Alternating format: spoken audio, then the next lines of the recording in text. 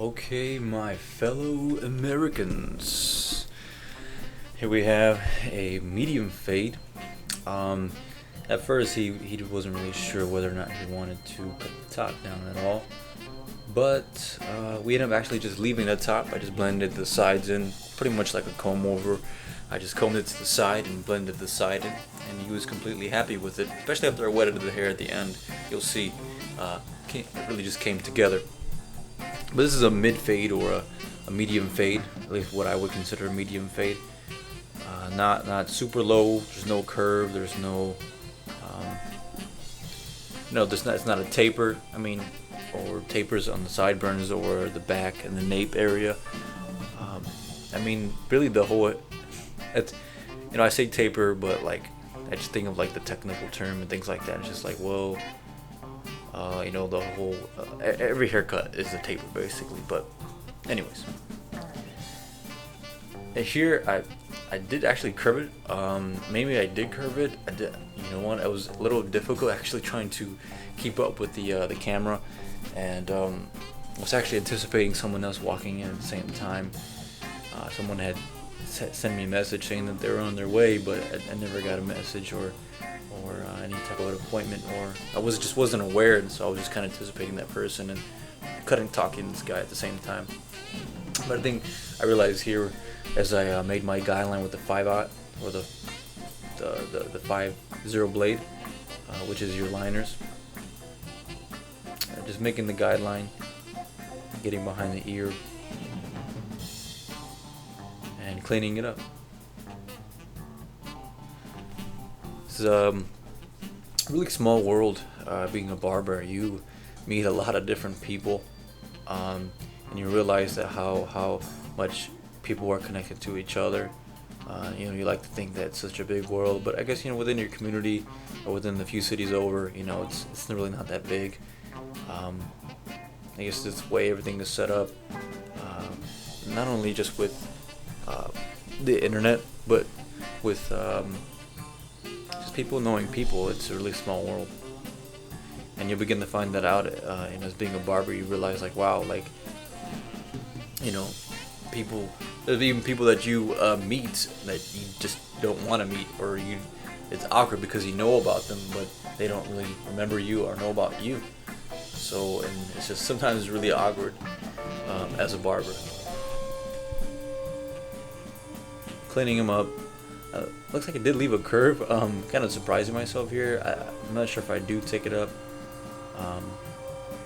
If not, I mean, the haircut comes out perfectly fine anyways. But I believe I do take it up a little bit more from the back here. I do see like a little curve that I left. But I got my foil shavers, and just using different techniques with the foil shaver, trying to figure out how to how well the hair cuts, how well his hair or his head takes the shaver.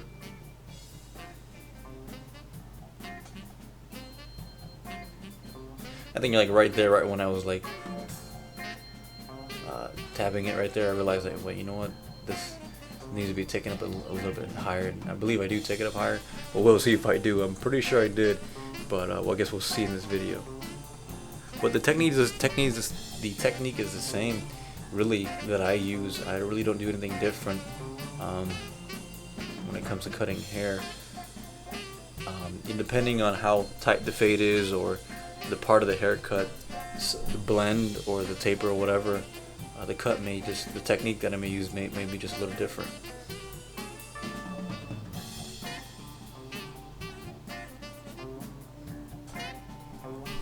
Pretty faithful client right here. This guy's a chef, a really good chef. He actually brought me a fish sandwich, and it was just like super delicious. It was really good.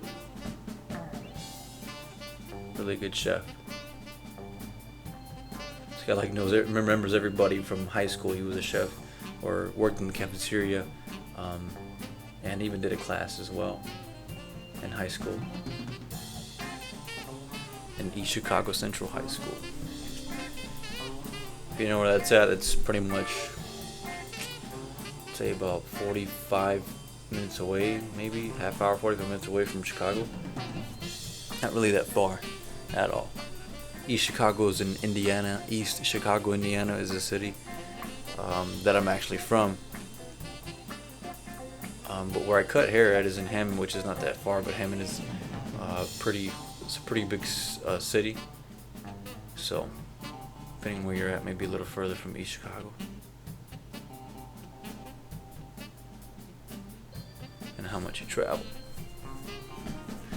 But yeah, Chicago is literally in our backyard. So, and here you can tell I do take it up a little higher with the Slimline Pros here. These are actually brand new. The ones that I've had, I broke them I just broke them, and I dropped them so many times, and just whether it's the blade or just doesn't keep a charge. But I actually went ahead and bought some classic T outliners and this, but I really didn't like them that much. I use them, but I just went ahead and returned them. I didn't like them so much. They got.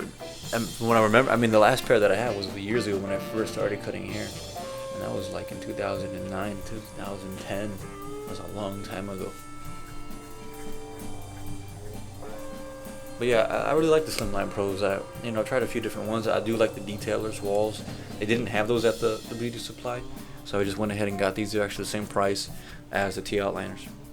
I like the Slimline Pros because they're wireless. They're light, they're great. But sometimes that actually backfires on you because you might drop them, and that's exactly what I did.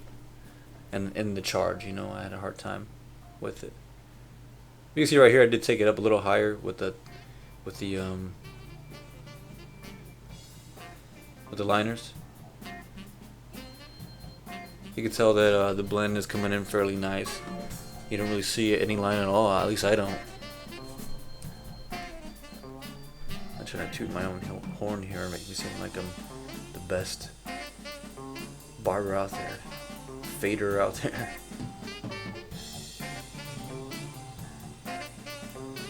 Darth Vader over here, huh?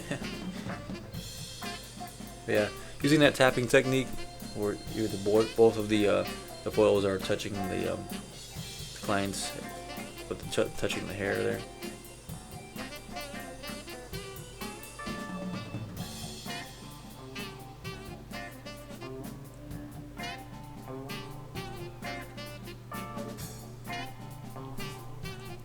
So I moved on to the Masters Open.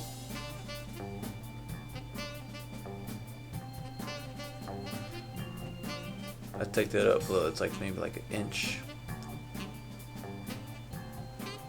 maybe inch and a little bit longer than an inch. Don't be afraid to take it high. You gotta blend away, Just because you make a guideline with one thing doesn't mean you're gonna be like perfectly within that system. You can be, and depending on the fade, you may have to if you're looking for a darker transition. But most of the time, people want a fresh fade, or it just looks clean, depending on the client, usually most of the time they want a clean fade.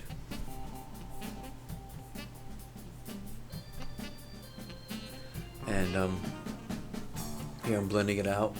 I believe I have them closed right here. I'm just taking that line right out. His hair takes the clippers pretty well, pretty easy.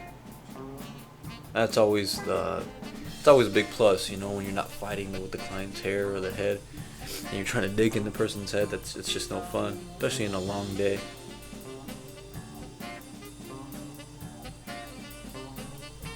But when you do what you love, you don't work a day in your life, right? You get tired, I'm gonna be honest, plenty of days I get tired, you get exhausted, and you just get like this stone face, you have nothing to give. And it sucks sometimes because you want to go hang out with friends and family and, your significant other, and man, it's just, it stinks because you've used all your energy and your personality for your job. especially being a barber. You know, it's like being a therapist. That's actually something that we talked about in this haircut today, Wednesday, or well, not Wednesday, but Thursday, I guess now. It's actually 12:30 right now in the morning while I'm recording, actually. But yeah, blending it in,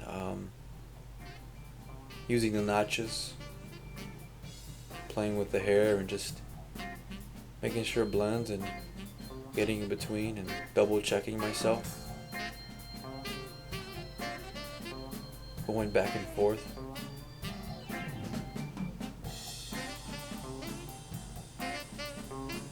Yeah. You know, as you fade, as you cut, you know, it's not like just step 1, step 2, step 3. It's many steps within each step. You always want to have a plan, but within that plan and within those steps in the procedure, you may have to go back and forth. And his hair really blends really nice and easy. So it makes for an easy haircut. You know, easy $20. That's how much we charge here at this barbershop. Although next year I'm actually thinking of raising the prices personally, especially if I'm in my own shop, like $25. You know, a haircut. You know, haircuts vary. You know, if it's an older guy or how much hair they have, it just really all depends on the work to be done. But never cheap yourself out. Never, you know, lose out. Know your worth. This is the 1A. Just letting the machine do its job. Cleaning it up, making sure I know where I'm at. Looking at the direction of the hair. Maybe I should go backwards on top. Just letting the haircut come to me. Don't chase the fade. Let the fade chase you, huh? Words of wisdom.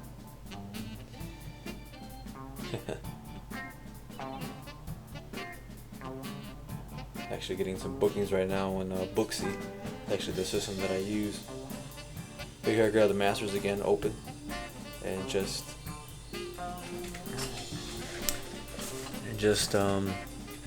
checking my work.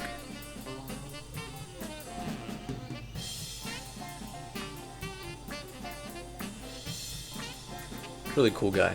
Really cool guy.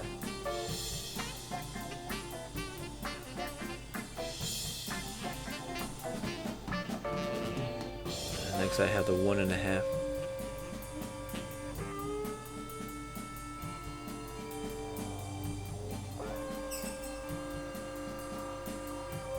Blending it up there, right there at the ridge, or the crown, or near the crown with the ridge.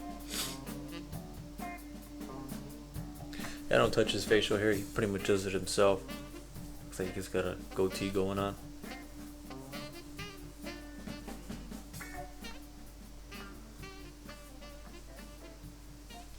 I get in there with the 1.5, and you'll see I come back with the 1A. Pretty much I make my guideline, say I got the 1.5 here. I'll make my guideline, I'll go as far as I'm going to go, and then I'll go back. Right now I'm switching to the 1A. And yeah, see, and I'm just checking my work. Right at the ridge of his head, there was like an indentation. It's just his skin or whatever, the way his head is shaped. It looked a little dark on the top, but that's something you really can't do nothing about. I mean, you can, but I mean, it's not very noticeable. Only if you know what you're looking for. But the haircut comes together. And here, just giving you guys a front view of the lining in the forehead. Now, I really don't take it too far in. Just keeping it natural, but keeping it clean and keeping it straight. You don't have to shave it all the time to get that perfect lining.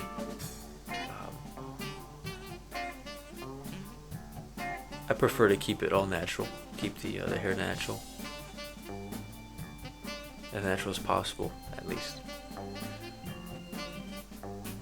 and keeping those corners nice and sharp. It really makes the haircut pop.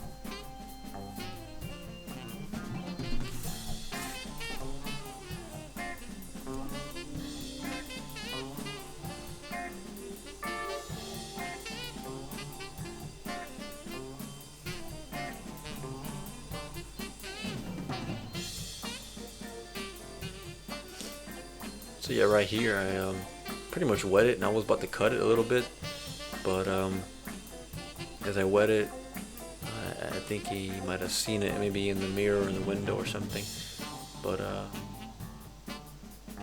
he liked it actually. You can tell right here he actually liked the way it looked. I was like, okay, alright, so what I did is just combed it to the side and blended it in on the right side there. Usually I'll comb it the other way around too, so that way if he wants to switch it up or whatever, he can. But since he liked it this way, I just blended it on this right side. But if you want to be super detailed about the haircut, you can always go to the other side as well. Just blending it in the back here. Hair is really soft, really easy, manageable, and that helps, and it makes for an easy haircut.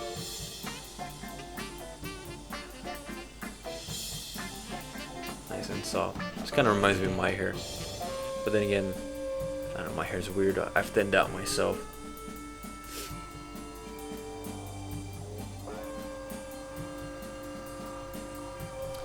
I believe I put some Elegance gel on them. I'm just gonna line them up. You see, this is where it gets nice and crispy. But this is pretty much the haircut, guys. Hope you enjoyed, learned something, picked up some techniques as watching and hearing me. Thank you for watching. Please like, subscribe, and share this video. Thank you very much.